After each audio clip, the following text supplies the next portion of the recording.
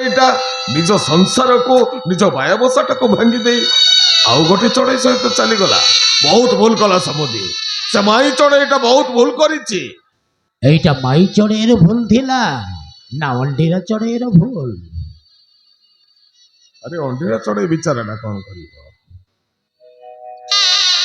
ଝାଟି ମାଟିର ନଡ଼ା ଛପର କରି ବାୟାବସାଟିଏ ତିଆରି କରିଥିଲା।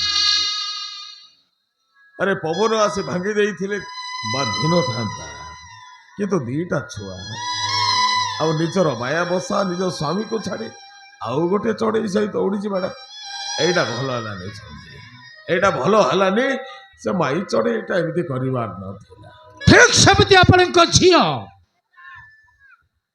ମୋ ପୁଅକୁ ଭଲ ପାଇଲା, ଭଲ ପାଇ ମନ୍ଦିରରେ ବାହା ହୋଇ ସଂସାର କଲା। ସେତିକି ଦିଟା ଛୁଆର ମା ହେଲା। ସେତିକିରେ ତା ମନ ମାନିଲାନି ଯେ ମୋ ପୁଅ ନଥିବା ସମୟରେ ଗୋଟିଏ ପରପୁରୁଷକୁ ଘରେ ଡାକି ପ୍ରେମ କରୁଥିଲା। ମୋ ନାତି ନାତୁଣୀ ମାନେ ଦେଖିଦେଲେ ବୋଲି ସେମାନଙ୍କୁ ହାତ ଗୋଡ଼ ବାନ୍ଧି ସେଇ ପରପୁରୁଷର ହାତ ଧରି ଚାଲିଗଲା। ସମୁଦି ନାଇଁ, ମିଛ କହୁଛନ୍ତି, ମିଛ। ଆରେ ମୋ ଝିଅ ଗୋଟେ ଏମିତି ଚରିତ୍ରହୀନ ହେଇ ତା ନିଜ ସଂସାରକୁ ଭାଙ୍ଗି ଆଉ କାହା ସହିତ ଚାଲିଯିବ? ମିଛ, ଏଇଟା ମିଛ। এইটা সত্য সমুদি, এইটা সত্য। গোটিଏ ସ୍ତ୍ରୀ ହାତରେ ଶଙ୍କା ମତାର ସିନ୍ଦୁର ପିନ୍ଧି ସାରିଲା ପରେ ସେ ନାରୀକି କଣ କହନ୍ତି? ସୁଲକ୍ଷଣୀ।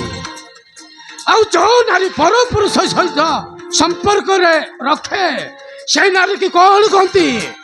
ଚରିତ୍ରହୀନ ବେଶ୍ୟା। ଆପଣଙ୍କ ଝିଅ ଗୋଟେ ବେଶ୍ୟାଣୀ। ନାରୀ ସମାଜ ପାଇଁ ସେ ଗୋଟେ କଳଙ୍କିନୀ।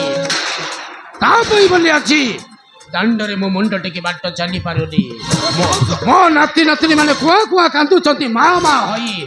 ସେଇ ମା ଆଜି 10 ମାସ 10 ଦିନ ଗର୍ଭରେ ଧରିଥିବା ଛୁଆମାନଙ୍କୁ ଛାଡ଼ି ତାର ଦେହର ଭୋକ ମେଣ୍ଟେଇବା ପାଇଁ ବୋଲି ସେଇ ପରପୁରୁଷ ସହିତ ଚାଲିଗଲା।